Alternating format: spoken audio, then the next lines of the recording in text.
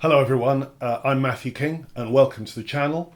I'm here with my trusty and loyal co-presenter Loki, who's curled up in his bed, having had his morning walk. So today we're doing a special Christmas thing.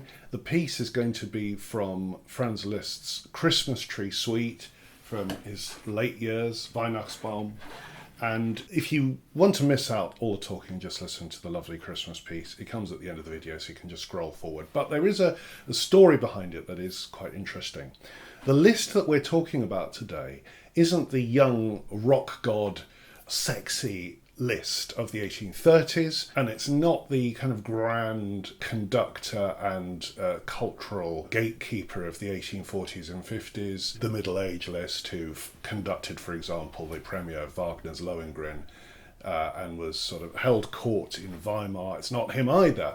It's the Liszt of 1881, an old man in his 70s, struggling with alcoholism and depression, and living a curiously nomadic life. He would travel thousands of miles every year between three bases, one in Budapest, one in Rome, and one in Weimar. In each city he had a sort of coterie of admirers and pupils. He would give masterclasses, and he was constantly moving between the three cities. In 1881, something happened which affected the rest of his life. He fell down the stairs in his house in Weimar, and it precipitated, as these things tend to, a series of ailments that led to his decline really through the 1880s. Until his death. But he wasn't so unwell in the wake of falling down the stairs that he couldn't go to Rome, so he packed off, took his granddaughter Daniela with him, and the two of them went to Rome. And while they were there, that Christmas, he put together a set of pieces that he'd been writing for several years, a sort of domestic suite of pieces, Christmas pieces, which he dedicated to Daniela because she was, I think, the granddaughter that he was closest to. And he performed the pieces to her in her hotel room in Rome on Christmas Day, 1881. No doubt Liszt was playing an upright piano for the occasion, and the recording that you'll hear at the end of this video is also performed on an upright piano. And actually, Liszt's own upright piano, which, according to his pupils, was not terribly in tune, and you can now see it at the amazing Cobb collection at Hatchlands Park in the UK. You can see a couple of photographs of Liszt late in life at the piano. Of course, his concert career, his public performing career, was long over, but people who heard him play at that time said it was remarkable, the sound he could get out of the old instrument, even though it wasn't especially in tune. Debussy, who visited Liszt in the 1880s, very young Debussy, said that it was extraordinary hearing Liszt play because his pedalling was like the sound of breathing. There was a sort of organic quality to the relationship between Liszt's pedal and the sound that was coming out. Okay, so the next thing to tell you is the story of the family. So here's a quick sort of family history, which is really by way of a sort of soap opera story. Back in the 1830s, Liszt had a prolonged affair with a lady called the Countess d'Agoult, and she had two daughters. Liszt was their dad, although he was pretty much an absent father in their childhood.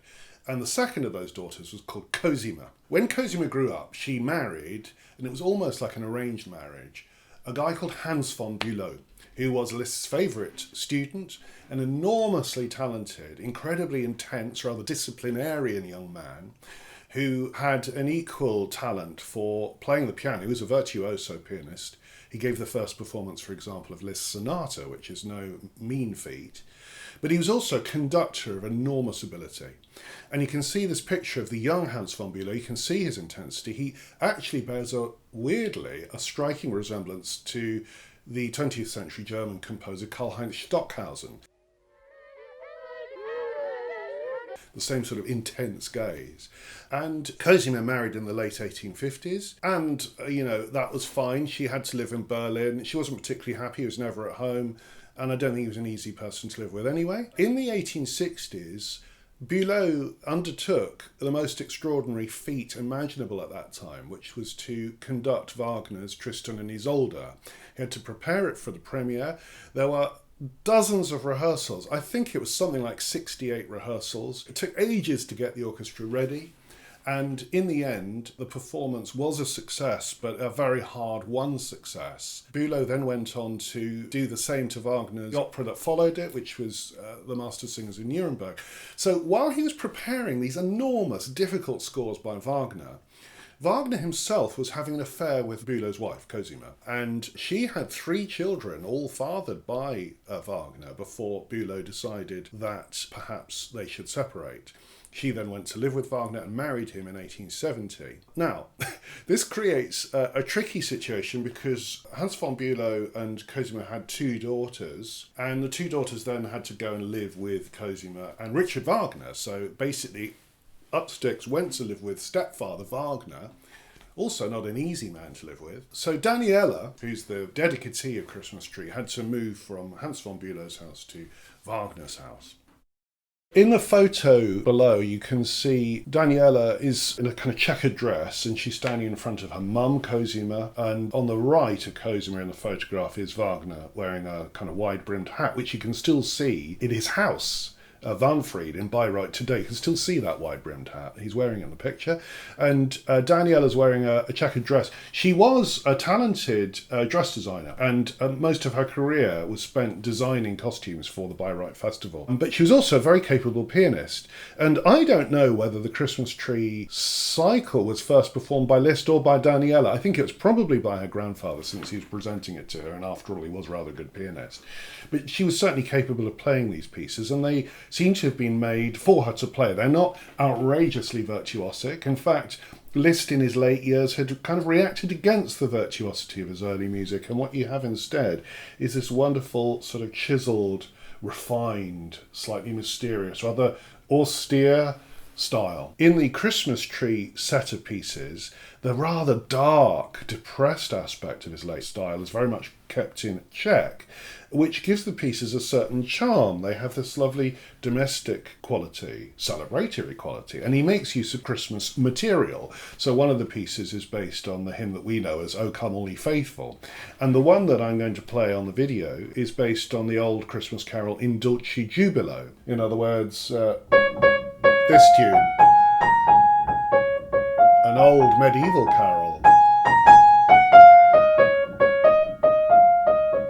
with that lovely lilting rhythm. And it obviously appealed to Liszt because the innocence of the melody seems to go so well with the mood, the innocent mood of the happy shepherds as they come to the manger. What's lovely in this piece is the way that Liszt manages to create a sort of pastoral atmosphere appropriate to shepherds. And the way he does it is he has this beautiful rocking, what we call siciliano rhythm, that the siciliano is an old dance with this dactylic rhythm, this dotted rhythm. Think of Greensleeves.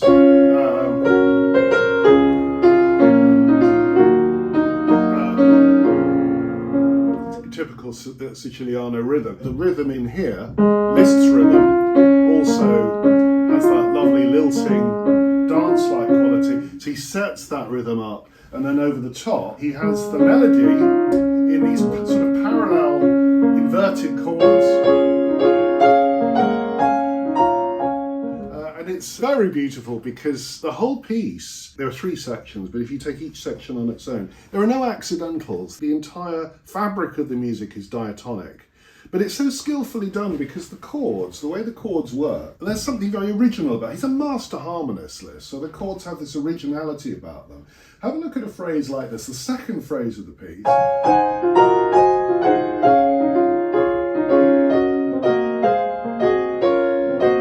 Now, I think Liszt invented a kind of Christmas harmony there. Look at this.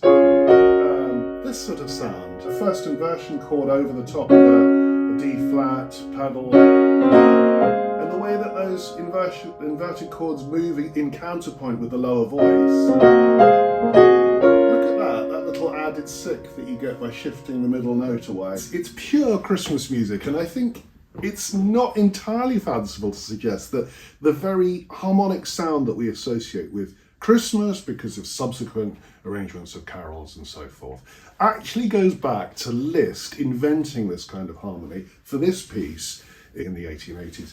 So here is absolutely new harmony, and it's a sign of genius that you can do something so original and so influential without using any accidentals at all. In other words, just the notes of the scale, nothing in addition. And yet, with just 7 notes at his disposal, he can create a new kind of harmonic fabric. And also this texture with this beautiful rolling left hand, which at the end of the hymn tune then sort of goes off on its own. It takes the melody, but in this kind of rocking, almost Gregorian chant style. You can hear it sort of being slightly mysterious, somewhere between Gregorian chant and the sound of distant bells. And in fact, the topic of bells is something that recurs through the cycle. Liszt loved bells all his life. I mean, most composers do. So the sound of distant bells has a sort of lovely romantic association. Then, in the middle of the piece, what does Liszt do? He does nothing except simply relocate the material to E major. So we suddenly go into E, and the tune is stated forte, so it's a bit more present, it's a bit more triumphant than before, and that's about it. And the fascinating thing is that if you're a composer as good as Liszt, you barely have to do anything. You simply relocate the harmony to an interesting place. E major is the flat mediant. In other words, if you're in D flat major, the median, the third note of the scale, is F. But if you flatten it, you get E. Now, you'll know, many of you, that C sharp minor, in other words, the minor version of D flat major, D flat major, D flat minor, also in terms of the way we notate it, normally it would be C sharp minor. Well, the relative major is E major. So there's a sort of romantic suggestion here that although we're in D flat major, there's a sort of minor tinge to that, because the relative major of C sharp minor, if you're following me, is the key of the center of the movement. Anyway, that lovely shift to this mysterious new location with its own colour, it has its own sort of sonority. Liszt's awareness of the sound of the piano itself is very relevant here. There's this shift of colour, and then a return finally to the opening music. So nothing could be simpler. A statement of the hymn in 3 parts with this wonderful, almost autonomous left hand with its rocking rhythm. And when Liszt arranged this cycle for 2 pianists to play, which I think is a fascinating document, you can see that the second pianist plays the siciliano rhythm music with one hand. So the arrangement is simply a one-handed one for the second pianist. And that reveals how he's thinking about this siciliano part. It sort of has its own character, its own personality, kind of just like a river, just gently babbling its way through the piece. And then at the end, a beautiful Lisztian coda where he has this sort of question mark, these chords, these 7th chords that don't resolve, the sort of Gregorian chant left hand, and then suddenly E major, spelt as F flat major, but E major, the key of the middle section, and then the return to D flat. So in other words, he's playing with the 2 key centers of the piece, F flat or E major, and then without the traditional cadence, just shifting back. So you have these 2 chords next to each other, as if there's some sort of Lisztian reconciliation between the 2 key centers. But it gives you this fascinating tonal ambiguity with that C flat rising to the D flat, kind of modality. Very radical in the 1880s to have that kind of harmony. And the final chord, well, it doesn't sound resolved at all, does it? It's a first inversion, the D flat at the bottom. There's no tonic.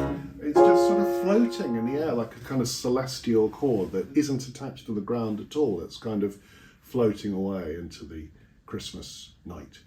So there we are. The beautiful and absolutely unpretentious Shepherds at the Manger from Liszt's Christmas Tree. Enjoy.